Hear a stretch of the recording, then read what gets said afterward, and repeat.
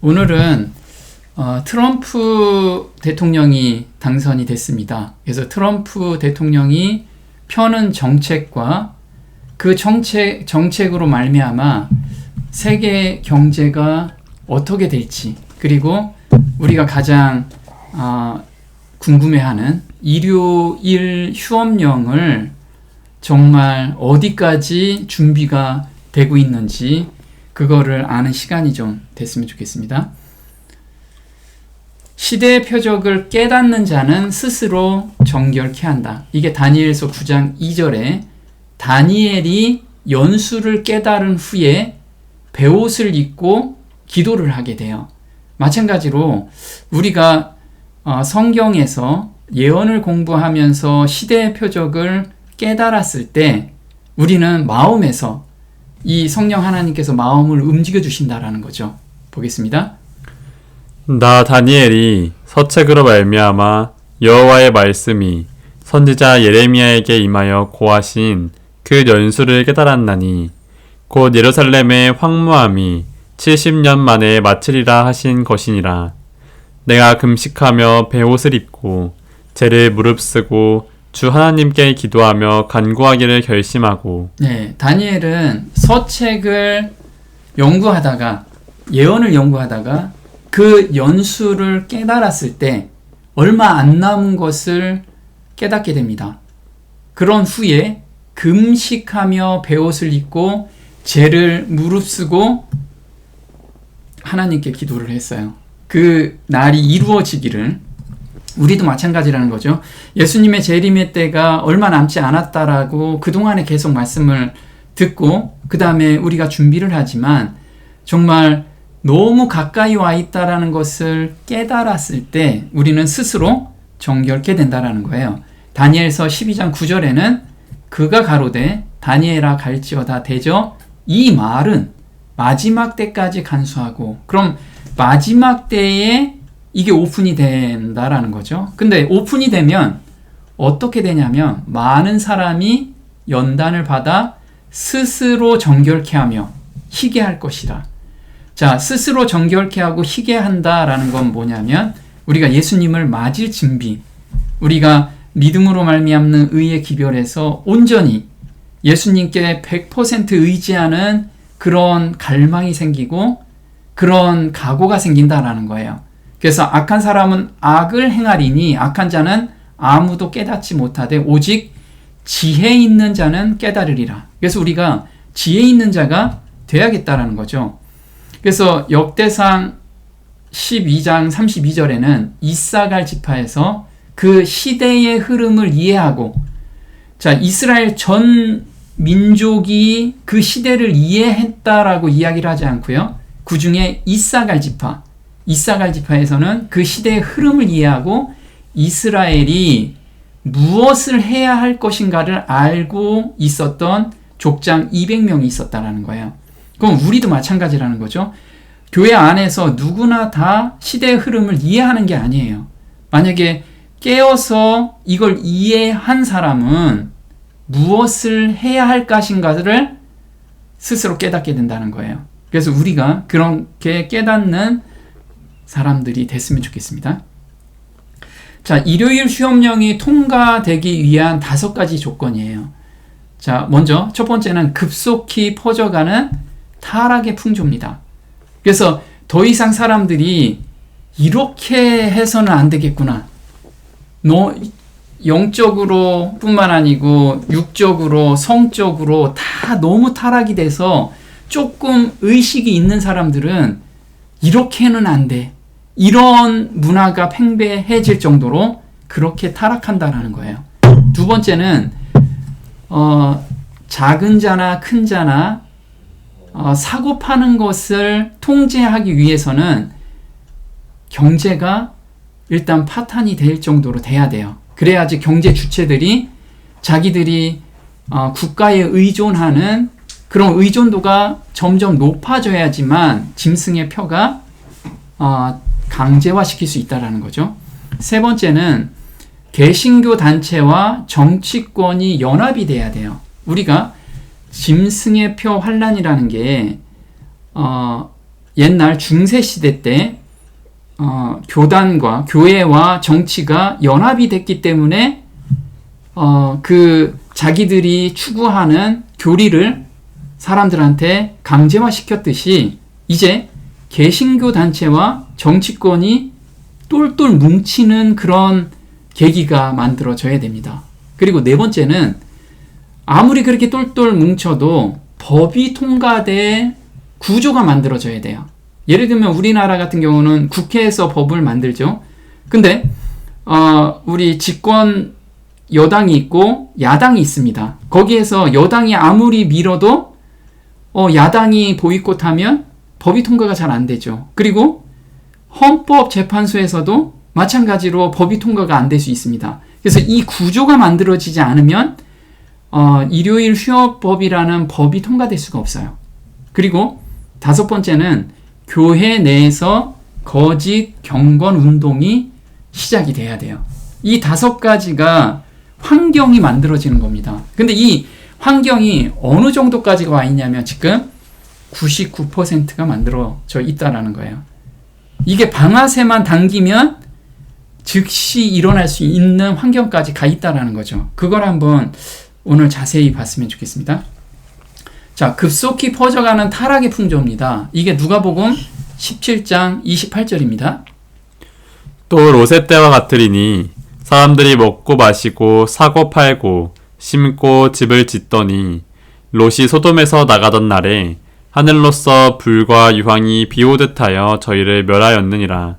인자에 나타나는 날에도 이러하리라. 네, 예수님이 나타나기 전에, 재림 전에, 직전에 세상이 어떻게 변화되냐면 롯의 때와 같이 사람들이 먹고 마시고 사고 팔고 심고 집을 짓고 그리고 소돔과 같다라고 했어요. 그런 소돔이라는 것은 성적으로 엄청나게 타락됐고 그 다음에 부절제한 식욕이 이 세상을 지배하고 있었던 그런 시점이었다라는 거예요.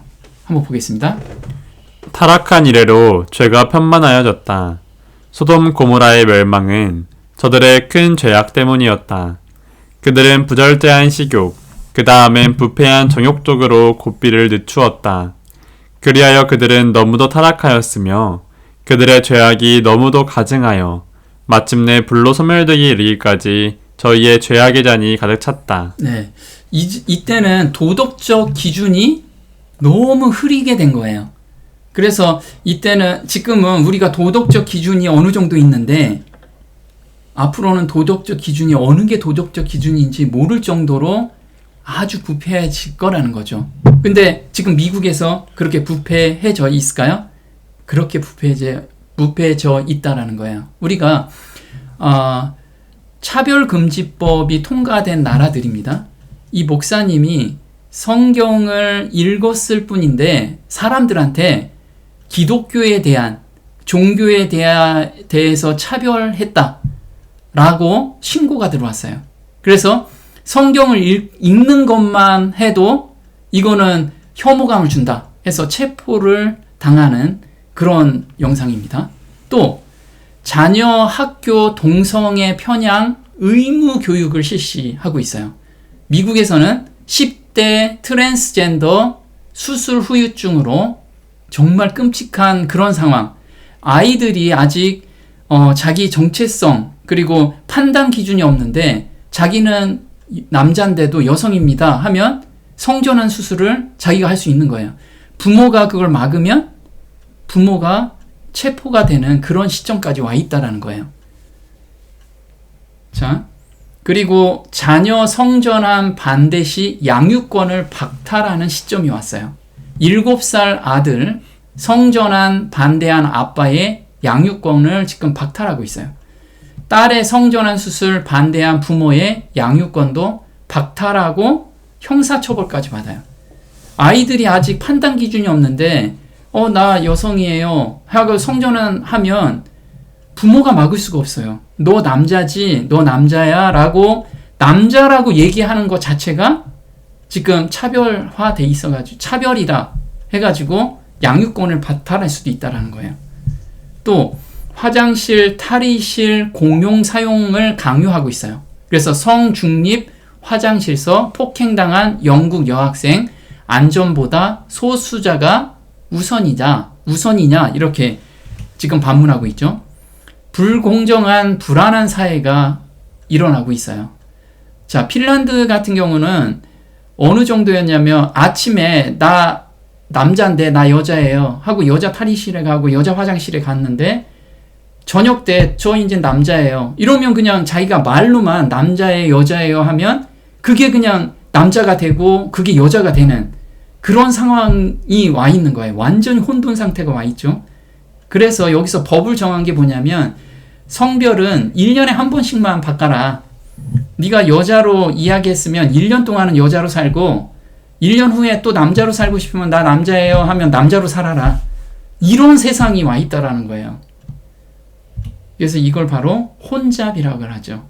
어느 게 기준이 없어 이제. 그래서 이걸 바벨이라고 하죠. 바벨이라는 뜻이 혼잡이라는 뜻이죠. 예레미야서 51장 7절에 이렇게 나옵니다.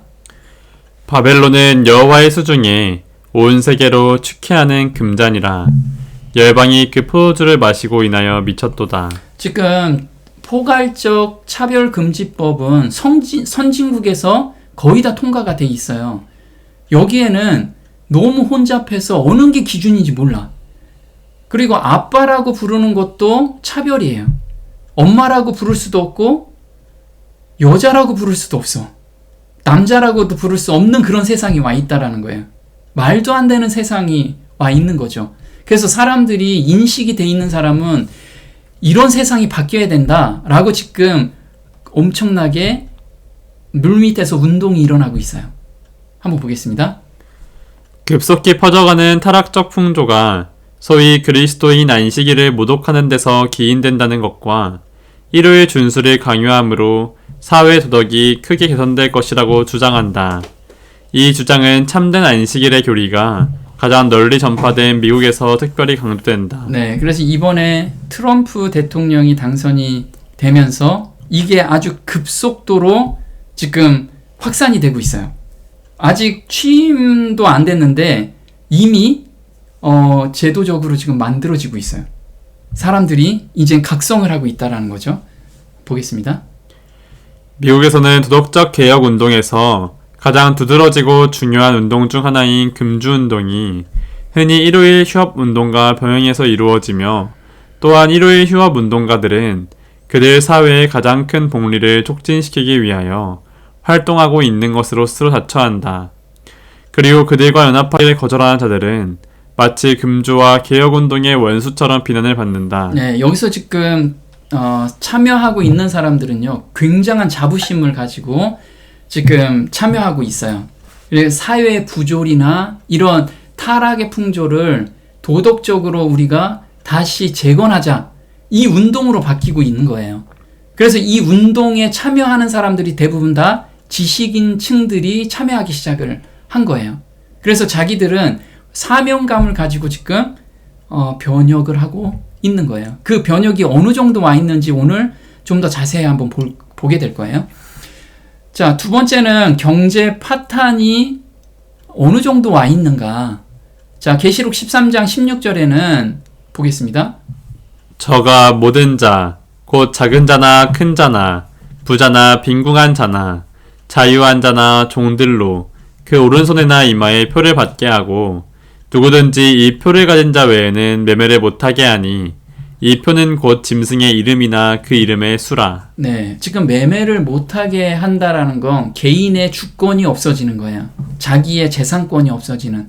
그럼 재산권이 없어진다는 게 공산주의도 아니고 어떻게 없어질까요? 이게 바로 우리가 1929년 경제 대공황과 같이 불시에 경제가 마비가 될 것으로 예상이 돼요. 근데 트럼프가 이 정책을 지금 피고 있어요. 똑같이 정책을 이때 1929년과 같은 정책을 지금 피고 있는데 왜 피는지도 모르겠어요. 그런데 경제 대공황이 앞으로 아주 짧은 시간에 올 수 있다라는 거예요. 그러면 경제 주체들이 자산의 90%가 완전히 소멸돼 버려요. 그런 상황이 벌어지는데 대공황 당시의 경제 지표입니다. 증시가 90%가 증발해 버렸어요. 근데 증시가 증발하면서 부동산도 마찬가지로 같이 이때 완전히 증발하는 그런 현상이 발생이 된 거예요. 실업률이 27%인데 실업률이 27%면은 어느 정도 될까요? 우리가 IMF가 겪었었죠. IMF 때 우리나라 실업률이 7에서 8%였어요. 그러면 27%라는 거는 완전히 엄청나게 심각한 문제죠. 자, 이때 사람들이 다 양복 입고 있죠. 이 사람들이 다 직장인들이었어요. 직장인들이 지금 배급 받으려고 줄 서 있는 거예요. 배급 받으려고. 왜? 자산의 90%가 어떤 아주 짧은 기간에 없어졌기 때문에 어떻게 컨트롤할 수가 없는 상황까지 왔던 거예요. 그래서 주식, 부동산 등 자산의 90%가 이때 증발했고요. 경기 침체와 물가 상승이 동시에 일어나는 스태그플레이션이 있었어요. 그 다음에 스무트 홀리법이라고 이 경제 대공황이 발발한 계기가 이게 지속적으로 폭발하게 된 게 바로 이 홀리법이었어요. 이 홀리법은 뭐냐면 미국이 자기 국가 보호 정책을 핀 거예요. 그래서 이때 수입품에 대한 관세가 평균 5에서 7%였는데 이때 갑자기 59%로 올린 거예요. 그리고 최고 400%까지 부과가 된 거죠.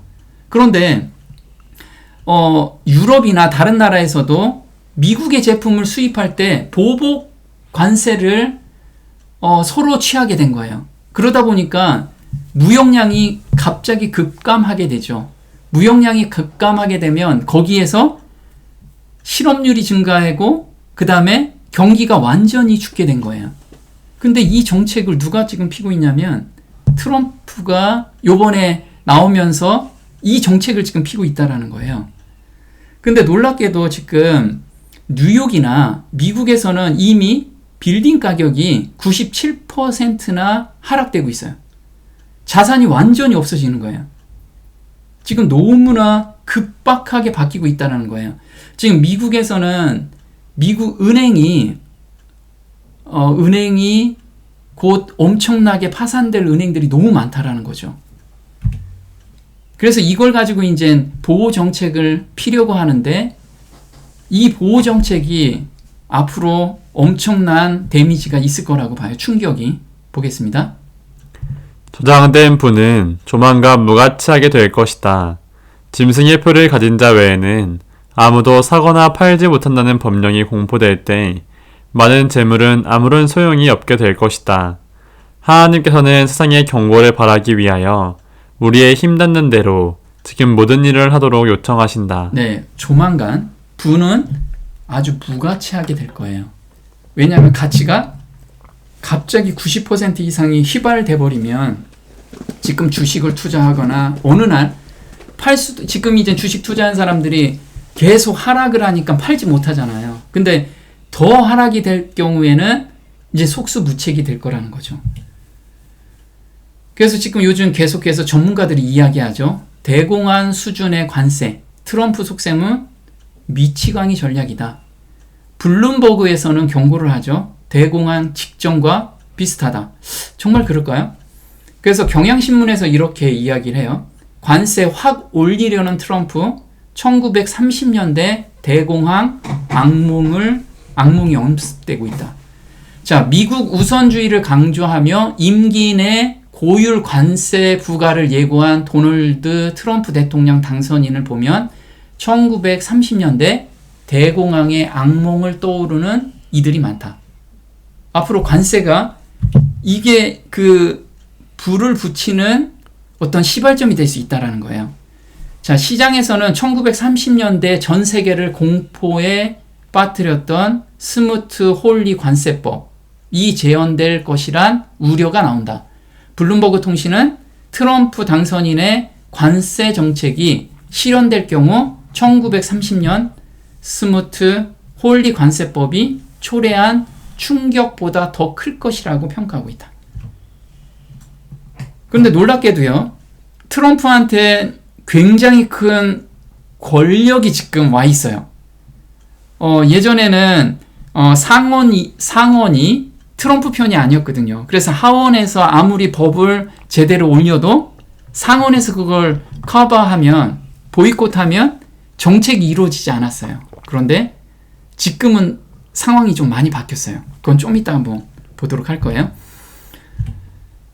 자, 지난번에 그래프를 한번 봤습니다. 장단기 금리 역전 후 기준금리 인상 후에 10개월에서 17개월이 지난 뒤에는 경기 침체가 오는 것을 그래프로 본 거죠. 이게 지금 미국의 경기 침체를 본 거예요. 그래서 이렇게 장단기 금리가 역전되는 시점들이 있습니다. 그러면 여기 1990년 7월에 경기 침체가 17개월 만에 있었고요. 또 2001년에 닷컴 버블이 있었죠. 이때도 장단기 역전 금리가 역전이 됐죠. 그리고 2007년에 서브프라임 모기지 있을 때 역전이 됐고요. 또 이번에 역전이 됐어요. 2020년에 경기 침체가 있었죠.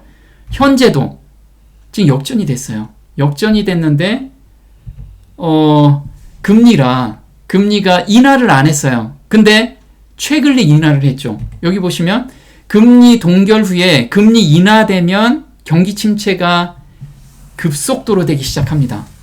자, 금리 동결 15개월 후에 경기 침체가 있죠.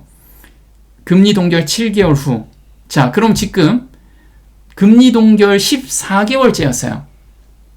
근데 14개월째 9월에 요번 9월 18일에 드디어 미국에서는 0.5% 인하하기 시작했습니다.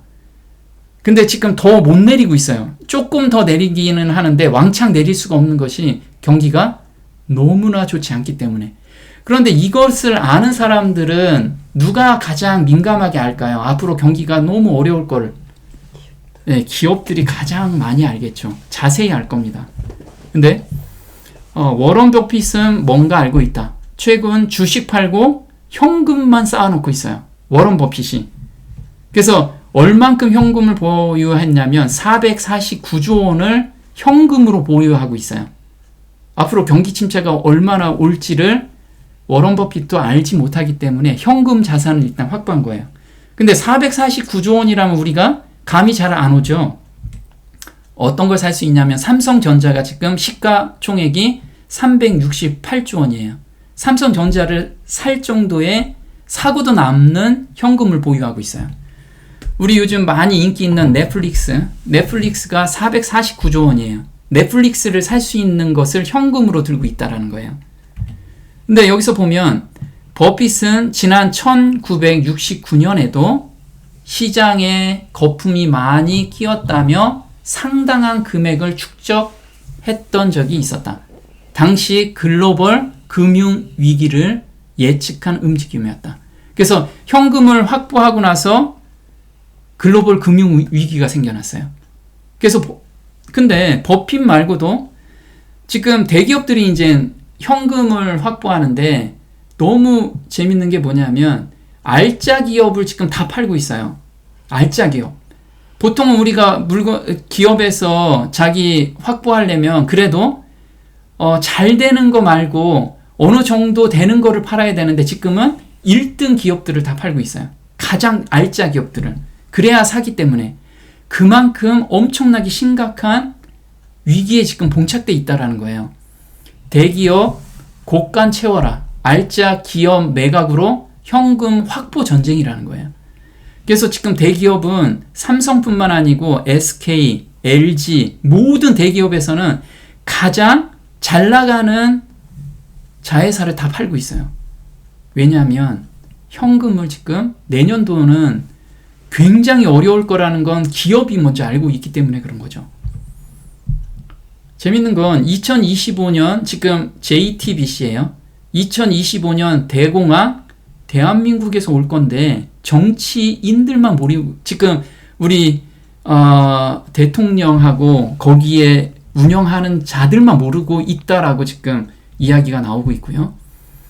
IMF가 이번에 저희 나라에 왔죠. 그래서 앞으로 한국 굉장하게 위험하다. 지금보다 경기 더 어렵다라고 경고하고 갔어요. 그러면 경제가 우리가 생각한 것보다 굉장히 어려울 거라는 걸 우리는 기억해야 됩니다. 자, 개신교 단체와 정치권이 연합하는 시점이 오겠죠. 자, 계시록 13장 15절에 저가 권세를 받아 그 짐승의 우상에게 생기를 주어 그 짐승의 우상으로 말하게 하고 또 짐승의 우상에게 경배하지 않은 자는 몇이든지 다 죽이게 하더라. 그래서 짐승의 우상이라는 건 뭐냐면 이렇게 나옵니다. 짐승의 우상은 자기의 교리를 강요하기 위하여 국권의 도움을 구함으로 생겨나게 돼 배교한 개신교도들의 단체를 나타낸다. 네, 짐승의 우상이라는 것은 배교한 개신교 단체에서 자기들의 교리를 강요하는 거라는 거예요. 강제화시킬 거라는 거죠. 그러면 종교단체가 강제화시킬 수는 없잖아요. 종교의 자유가 있기 때문에. 그런데 국가 권력과 이게 연합이 될 때 이게 가능하다는 거예요. 그래서 말하다라는 거, 한 국가가 말한다는 것은 입법과 사법상의 권위를 행사한다는 것을 의미한다라는 거죠.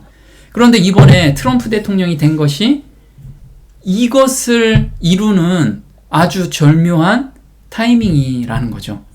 그래서 보면 미국 백인 복음주의자 82%가 트럼프에 투표할 거라는 거예요. 근데 놀랍게도요, 트럼프 대통령이 이 마지막 연설하기 전에 이렇게 기도를 다 해준 장면들이 신문에, 언론에 굉장히 많이 보도가 됐죠. 그러면서 출구조사를 했어요. 출구조사를 하니까 카톨릭 신자 중 56%가 트럼프를 찍었고 개신교인 중 62%가 트럼프를 찍었다고 답변을 한 거예요.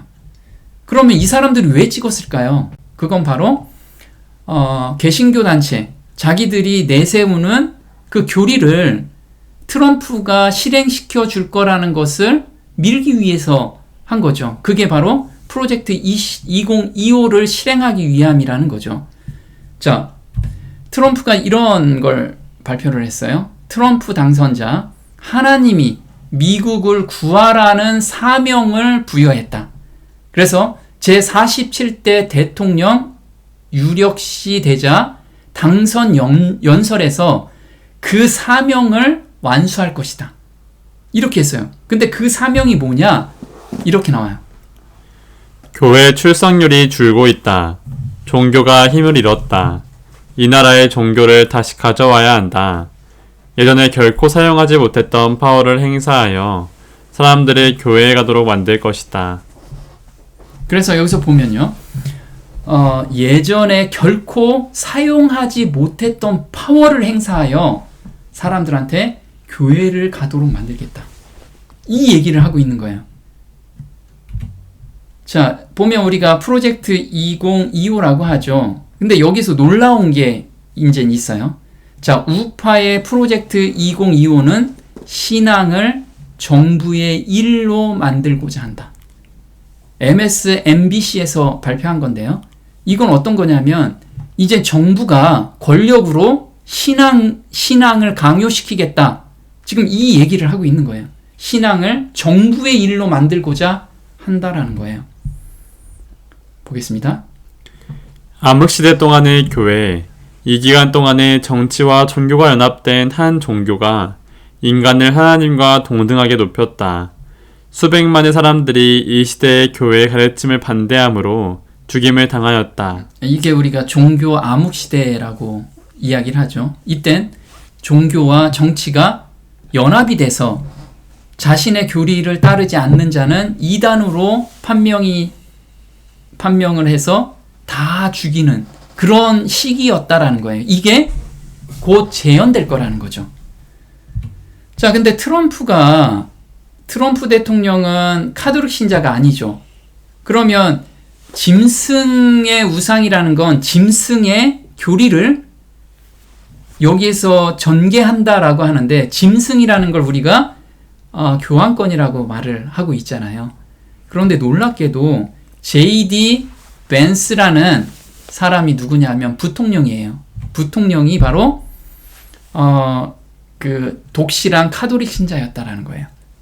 그래서 트럼프가 선택한 부통령 J.D. 벤스에 대한 5가지 믿음의 사실이라는 거죠. 그래서 J.D. 벤스는 사회에 대한 기독교 영향력을 추구하는 이념인 카톨릭 통합주의와 연결되어 있다라고 발표를 하고 있어요. 자, 지금 프로젝트 2025에 절대적인 사람이 있습니다. 이 절대적인 사람이 현재 트럼프 정책의 띵크탱크가 되고 있어요.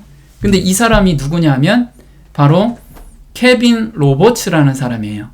그래서 이 케빈 로버츠에 대해서 언론에서 이제 보도한 자료입니다. 자, 헤리티지 재단의 회장일 뿐만 아니라 프로젝트 2025의 설계자 중에 한 명인 로버츠는 어떤 사람이냐면 이런 사람입니다. 신앙과 과정과 공동체 및 일의 영역에서 새로운 미국을 시행 강요하기를 원한다. 그는 이것을 영구적인 것들이라고 부른다. 그는 종교적 준수를 장려하는 법들, 곧 안식의 법, 종교 학교가 포함된 지원 프로그램 등 종교적 준수를 장려하는 법들이 더욱 장려되어야 한다. 네, 이 사람은 지금 이걸 앞으로 영구적인 법인데 영구적으로 만들 거라는 거예요. 미국에서 시행 강요를 원한다라는 거죠. 종교적 준수를 장려하는 법들, 안식일법을 종교 학교에 포함시켜야 된다라는 거예요. 또 보면 이렇습니다. 따라서 어떤 신앙도 좋지만 여기 미국에서는 기독교인이 우선권을 가진다. 모든 사람은 안식일을 지켜야 하지만 안식일은 일요일이라고 그는 다른 곳에서 설명합니다. 유대인과 무슬림은 거래 합의해야 할 것이다. 네, 그래서 미국에서는 기독교인이 우선권을 가지는데 모든 사람은 안식일을 지켜야 된다라는 거예요. 이 안식일이 바로 일요일이라고 하죠. 자, 프로젝트 2025의 설계자 케빈 로버츠는 급진적인 카톨릭 단체인 오프스 데이와 긴밀한 관계를 맺고 있는데 이 사람은 그 카톨릭 단체에 정기적으로 영감을 받고 지금도 영감을 받고 있다라는 거예요. 정책을 내릴 때 그 영감을 받고 했다라는 거죠. 보겠습니다. 헤리티지 재단의 회장이자 두 번째 트럼프 대통령직을 위한 보수 싱크탱크의 로드맵 프로젝트 2025의 설계자 케빈 로버츠는 급진적이고 비밀스러운 가톨릭 단체인 오프스데이와 긴밀한 관계를 맺고 있으며 워싱턴 DC에 있는 오프스데이 센터로부터 정기적인 영적 지도를 받고 있다. 네, 이 오프스데이 센터라는 건 캐톨릭 사상으로 뭉쳐있는 곳이에요. 자, 그럼 우리가 프로젝트 2025가 뭐 그렇게 문제냐, 우리 한번 봤죠. 프로젝트 2025에 무엇이 들어가 있는지. 자, 일요일 안식일 휴식에 대한 내용이 들어가 있는데 이게 내년 초에부터 시행될 수 있다라는 거예요. 보겠습니다. 하나님은 안식일을 쉬는 날로 제정하셨고 아주 최근까지 유대 기독교 전통은 그날의 일에 대한 도덕적이고 법적인 규정으로 그 명령을 지키려고 했습니다. 게다가 모두에게 공유된 휴일은 단순한 개인이 아닌 가족과 지역사회 모두가 함께 휴식을 즐길 수 있게 하고 모든 사람들에게 더 건강한 삶의 리듬을 제공합니다. 네, 이건 도덕적이고 법적인 규정이고 그 명령이라는 거예요. 그래서 우리가 도덕을 회복해야 된다라고 해서 이게 법적으로 강력하게 밀고 나갈 거라는 거죠. 근데 이 일요일 안식일이라는 것은 지금 캐톨릭 신문에 이렇게 나오죠. 일요일이 토요일을 대신한다. 주일 준수는 짐승의 표가 아니라 그리스도인의 표인 것이다. 그래서 지금 안식일이라는 거, 새로운 안식일인데 이 새로운 안식일은 일요일이고 그리스도인의 표라는 걸 지금 굉장히 강조하고 있죠. 보겠습니다. 일요일 법령 제정 운동은 현재 암람리에 진행되고 있다. 지도자들은 진정한 의도를 숨기고 있으므로 그 운동에 연합하는 많은 사람들은 수면하의 흐름이 어디로 향하고 있는지 알지 못한다. 그들은 맹목적으로 일하고 있다.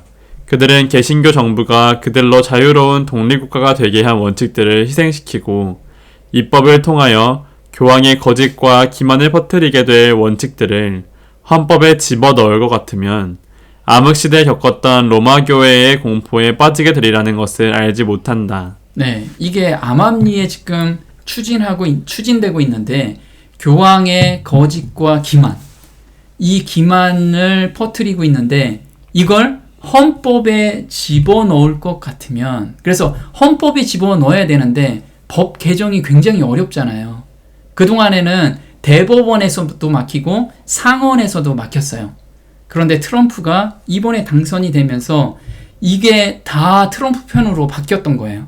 그래서 법을 통과시킬 상원, 하원, 그리고 대법원까지 다 트럼프 편으로 구성이 된 거예요. 이게 지금까지 이런 대통령이 없었는데 요번에 트럼프가 되면서 이 트리플 크라운이 달성이 된 거예요. 그래서 트럼프는 언제든지 법을 개정할 수가 있어요. 그렇게 빠르게 개정할 수 있다는 거예요. 그래서 미 공화 의회도 장악하나, 이렇게 언론에 나왔는데 미국 공화당 상원에 이어 하원 다수당까지 확정이 됐다라고 나와요.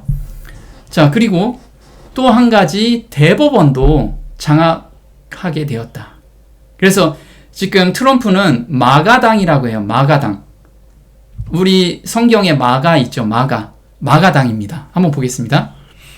셸리 교수는 특히 트럼프의 재선이 안보와 경제 분야에서 강력한 개입으로 미국의 글로벌 리더십을 강조해온 기존 공화당의 주류 네오콘이 몰락하고 트럼프의 마가가 새로운 주류로 재편되는 사건이 될 것이고 평가했다. 네, 이 마가라는 건 뭐냐면 Make America Great Again.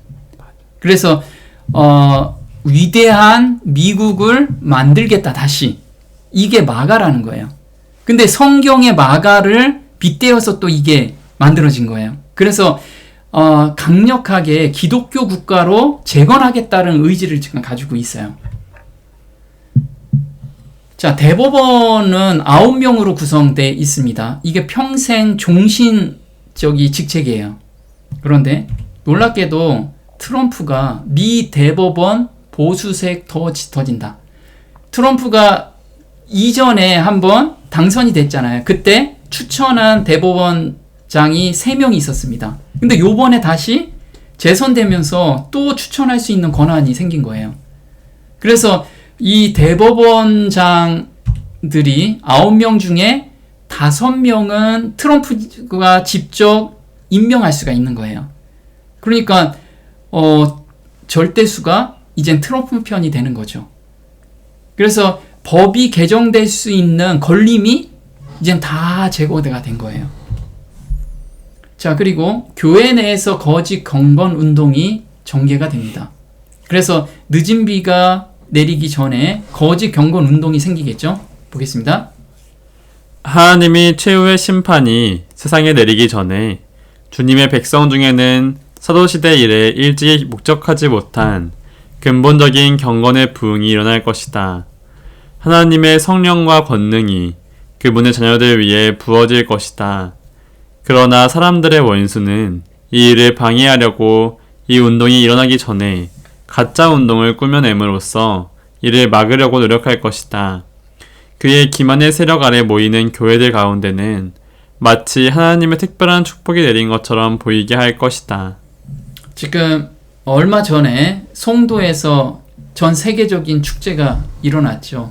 기독교 전체적인, 우리나라 대형 기독교는 거의 다 들어가 있는 그런 운동이 전개가 되었습니다. 그런데 카톨릭 중심으로 이게 일어나죠. 2025년은 희년으로 선포한다라고 교황이 발표를 했어요. 그래서 희년에는 무엇을 하냐면 우리가 기도를 다시 회복하자. 그리고 신앙을 다시 회복하자. 이 운동이 지금 정점에 가고 있는 거예요. 그동안에 이 지금 교황이 계속 추진한 것들이 있죠. 그 추진한 일들 중에 지금 희년이 2025년으로 발표를 하게 된 거예요. 그럼 희년 2025년에 어디로 돌아갈 거냐? 이게 발표가 된 건데요. 희년이 희망을 재발견하고 선포하고 구축하는 시간이 되기를 바란다. 자, 희망을 재발견한다. 어떤 희망을 발견할 것이냐? 이게 바로 희년을 선택한 칙서에는 2025년이 325년 5월에 시작된 니케아 공의회 1700주년이 되었는데 니케아 공의회에서 주장한 것을 다시 돌아가자. 이게 희망을 재발견하자는 거예요. 그게 첫 번째가 교회 교리 일치 운동이에요. 이때 삼위일체가 일치됐고 이것을 거부하는 사람들은 다 이단으로 몰았죠. 근데 일요일 휴업령도 이제 교리로 들어가게 될 거예요. 또 교회는 오직 카톨릭 하나뿐이다. 이 카톨릭이라는 건 뭐냐면 모든 종교는 하나다. 그래서 너희들한테도 구원이 있고 여기에도 구원이 있다. 우리는 같은 하나님을 모시는 거다. 이렇게 교회 통합 운동을 지금 하고 있는데 거의 다 통합이 됐죠. 그 다음에 정교 일치. 이건 국가와 종교가 일치가 돼서 결정된 내용을 법적으로 제재한다라는 거예요. 보겠습니다. 321년 3월 7일에는 일요일 휴업령이 발표되어 하나님의 안식일이 태양신의 제일인 일요일 예배로 변개되었다. 325년에 열린 니케아 종교회의에서는 유월절이 폐지되고 부활절의 성찬식을 집전하게 되었다. 354년에는 태양신의 탄생일인 크리스마스가 예수님의 탄생일로 둔갑하였고 568년에는 이교의 상징인 십자가가 교회의 상징이 되어 교회 탑 꼭대기 위에 세워졌다. 공의회의 신조를 따르지 않는 모든 자리를 이단으로 규정했다. 지금 보면 이젠 사람들이 정해놓은 법이 이게 이 법을 지키지 않으면 성경과 달라도 이단으로 몰아서 이때는 다 감옥에 가고 사형에 처했던 거예요. 그래서 일요일 휴업령 그리고 유월절 폐지하고 부활절로 만든 거 그리고 크리스마스를 제정한 거 또 십자가를 상징으로 만들어낸 거 이런 것들이 다 사람이 만든 건데 성경과 맞지 않지만 이걸 지키지 않는다면 다 이단화 돼 있더라는 거죠. 이게 지금 다시 부활한다라는 의미예요. 자, 그럼 우리는 무엇을 준비해야 되느냐? 우리는 영적인 준비와 육적인 준비를 해야 되겠죠. 그래서 하나만 해서는 안 돼요. 두 개 다 같이 해야겠죠. 영적인 준비는 늦은 비 성령을 받을 그릇을 준비해야 돼요. 육적인 준비는 우리가 시골에 내려갈 준비를 하고 있어야 돼요. 그래서 시골에 내려간다라는 건 뭐냐면 사고 팔지 못하면 그때는 아무리 믿음이 좋아도 넘어질 수 있다라는 거예요. 흔들릴 수 있다라는 거죠. 그래서 미리 준비하고 있어야 하지만 그게 믿음이라는 거예요. 나는 믿음이 있기 때문에 안 가도 돼요. 이건 믿음이 아니라는 거예요. 하나님께서 명령하신 대로 따라가는 것이 믿는 거라는 거죠. 자, 영적인 준비는 한번 보겠습니다.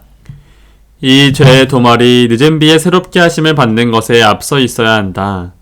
그러므로 전과는 달리 지금은 우리가 회개하고 돌이켜서 죄 없이 함을 받고 우리의 생애에서 죄가 완전히 그리고 영원히 끝나게 하여 영원한 의가 드러나도록 해야 한다. 이렇게 되면 늦은 비에 새롭게 하는 이때에 우리가 성령의 충만한 부음을 받게 될 것이다.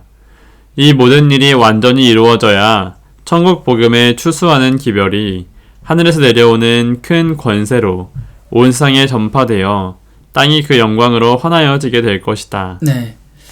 아까 다니엘이 연수를 깨달았을 때 스스로 희게하고 정결케 하고 회개하는 그런 운동이 일어났죠. 우리가 얼마 안 남았다라는 것을 스스로 깨닫는 자들은 이렇게 늦은 비를 받을 준비를 한다라는 거예요.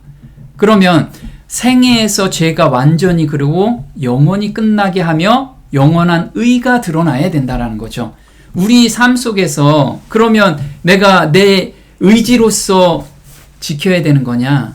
그게 아니고 온전히 의지해야 된다라는 거예요. 예수님께 온전히 의지하는, 그리고 새 마음을 받는, 모든 면에서 새 마음을 받는 그런 각오로 우리가 매달려야 된다라는 거예요. 지금 안일하게 그냥 흐르는 대로 사는 게 아니라 이제 얼마 안 남았다라는 것을 인지하고 모든 면에서 우리가 하나님께 온전히 의지하는 그 믿음을 갖고 있어야 된다라는 거죠. 보겠습니다. 하나님께서는 표준을 높이 세우기로 결심한 자들만을 받으실 것이다. 주님께서는 모든 사람에게 도덕적으로 완전하기를 요구하신다. 우리는 결코 선천적으로나 후천적으로 악으로 기울려는 우리의 성벽에 맞추기 위하여 의의 표준을 낮추어서는 안 된다. 네, 하나님께서는 표준을 높이 세우기로 결심한 자들, 그런 자들만 받으신다라는 거예요. 그래서 내 수준에서 난 요 정도 하면 신앙 잘하고 있어, 그 수준으로 머물러 있으면 받지 못하신다는 거예요. 이 표준은 예수님의 표준이시라는 거죠. 그 표준을 놓고 우리가 표대를 향해서 오늘도 계속해서 달려가야 된다라는 거예요. 또 보겠습니다. 아무도 자신의 영역에서 그리스도인의 품성의 완성에 도달하기에 실패할 필요가 없다. 하나님께서는 우리에게 완전의 표준에 도달하라고 초청하시고 우리 앞에 그리스도의 품성의 모본을 두신다. 네, 우리가 흔히들 그렇죠. 나는 이거 못해요. 이렇게 생각할 때 못하게 되는 거예요. 그런데 전 못하지만 예수님께서 이 약속을 주신 거는 예수님이 해주신다라는 거거든요. 그건 예수님 이거 해주신다는 그 약속을 믿고 저는 넘어지지만 비록 매달려야 된다라는 거죠. 문둥병 환자가 문둥병을 낫고 싶어서 예수님만 바라보고 달려가듯이 우리는 지금은 그렇게 달려가야 될 시점이라는 거예요. 두 번째는 육적인 준비입니다. 육적인 준비는 시골에 내려갈 준비를 해야 된다라고 했죠. 마태복음 24장 15절입니다. 그러므로 너희가 선지자 다니엘의 말한 바 멸망에 가증한 것이 거룩한 곳에 선 것을 보거든 읽는 자는 깨달을진저 그때 유대에 있는 자들은 산으로 도망할지어다.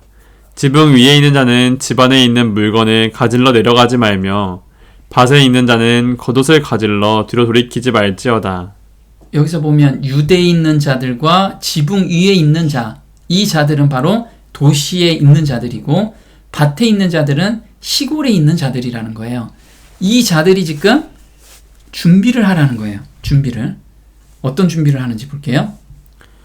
로마 군대에 의하여 예루살렘이 포위된 것이 유대 그리스도인들에게 도망하라는 신호였던 것처럼 미국에서 권력을 행사하여 법안권의 안식일을 강요하는 법령을 선포하는 것은 우리에게 경고가 될 것이다.